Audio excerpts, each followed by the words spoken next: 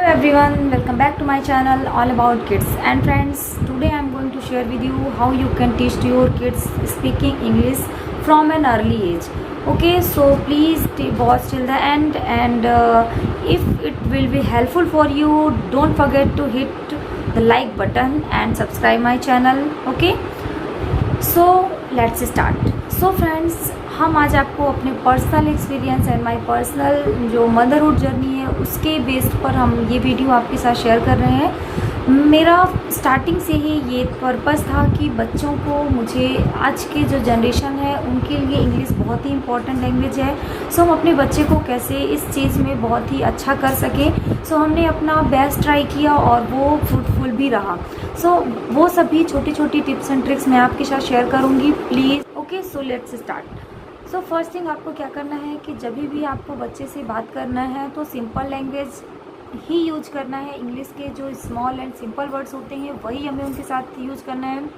Small sentence ही बोलना है, बहुत बड़े बड़े सेंटेंस फॉर्म करके नहीं बात करना है.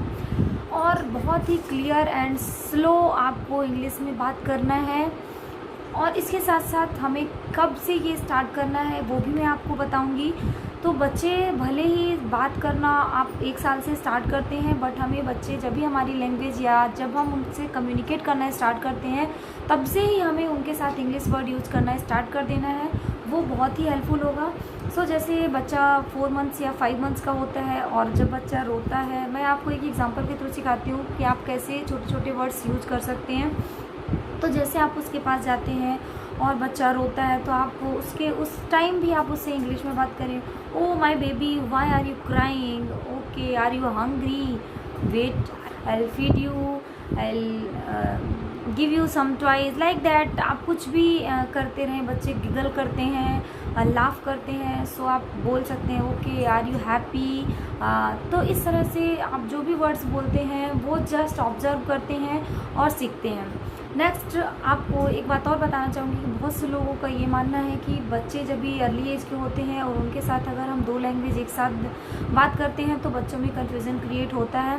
सो ये मेरा पर्सनल एक्सपीरियंस है. ऐसा कुछ भी नहीं हुआ हमारे साथ. हमने बच्चे को हमेशा से इंग्लिश से प्रायोरिटी दिया और उसको सिखाया और उसके साथ ऐसा कभी प्रॉब्लम नहीं हुआ. और हिंदी वो ऑटोमेटिक ऑब्जर्व करके हमारे मदर लैंग्वेज है वो अपने आप से सीख गए.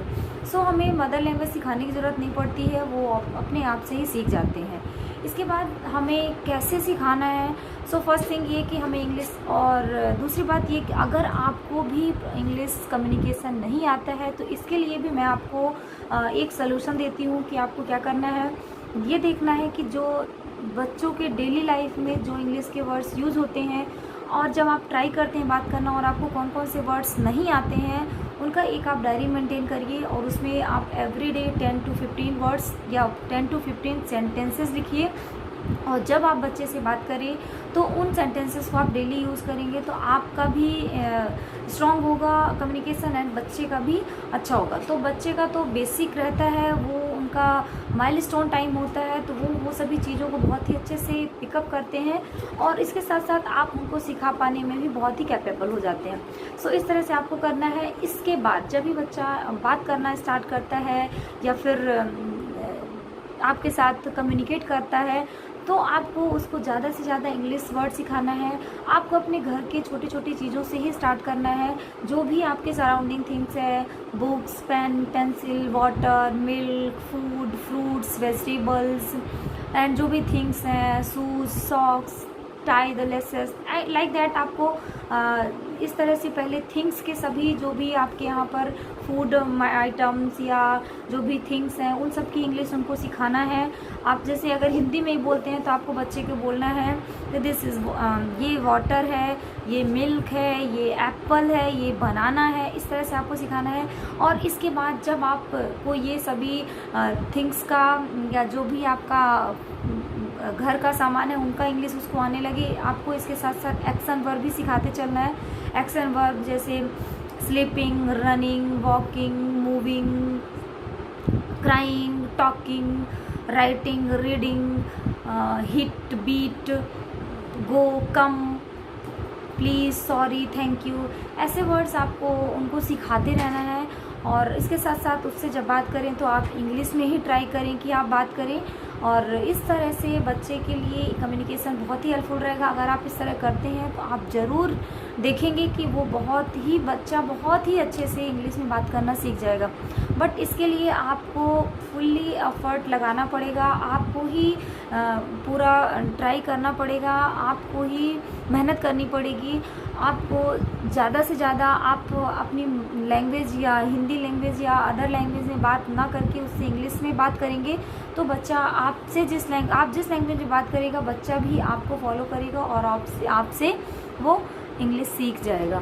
सो अगर आपको नहीं आती है तो आप क्या करें, आप डायरी में जो भी बच्चे से रिलेटेड वर्ड्स होते हैं या आपको जो वर्ड्स आप उनसे बात करें वो आप डायरी मेंटेन करें, और उसके साथ साथ आप उसके साथ जब भी बात करें तो इंग्लिश में बात करें, और आप देखेंगे कि बच्चा बहुत ही अच्छे से सीख सकता है। सो ये सारी टिप्स एंड ट्रिक्स थी जो बच्चे के कम्युनिकेशन के लिए बहुत ही हेल्पफुल होती हैं।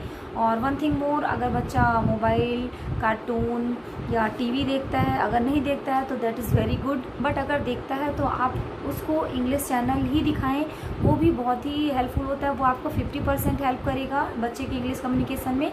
इसके साथ आप बच्चे को स्टोरी टेलिंग, राइमिंग, पोएम, ये सारी चीज़ें जब आप इंग्लिश में उसको सिखाएंगे और उसके साथ साथ जब आप उससे सिखाएं या उसको आप स्टोरी सुनाएं तो आप बहुत ही क्लियर वर्ड्स में, बहुत ही इजी लैंग्वेज में और बहुत ही अच्छे से उसको जो वर्ड्स इंग्लिश के उसको नहीं समझ में आ रहे हैं वो आप वहीं पर हिंदी में ट्रांसलेट करके उनको सिखाएं। बहुत ही हेल्पफुल होगा और वो धीरे धीरे कम्युनिकेशन बहुत ही अच्छा, बहुत ही स्ट्रांग हो जाएगा। ओके, सो ये था आज हमारा वीडियो जो कि बच्चे के कम्युनिकेशन स्किल के लिए है कि बच्चे को हम कैसे इंग्लिश में स्ट्रांग कर सकें। और तो मैंने नियति के साथ स्टार्टिंग से ही इंग्लिश में बात करने का ट्राई किया था और डेफिनेटली आप देखेंगे कि वो कितना हेल्पफुल रहा। मैं इससे कुछ वर्ड्स ऐसे रैंडम वर्ड्स बोलूँगी और वो she is able to form sentences and she knows all Hindi words in English. Okay, so बेटा सोने को इंग्लिश में क्या बोलते हैं? स्लीपिंग, रोना, क्राइंग, गाना, सिंगिंग, नाचना, डांसिंग, चलना, वॉकिंग, दौड़ना, रनिंग, जाना, गोइंग, आना, कमिंग, हंसना। laughing. Yes, now you make some sentences. बोलो, मम्मा मुझे भूख लगी है। I am hungry. मैं कल मार्केट जाऊंगी। Tomorrow I will go market.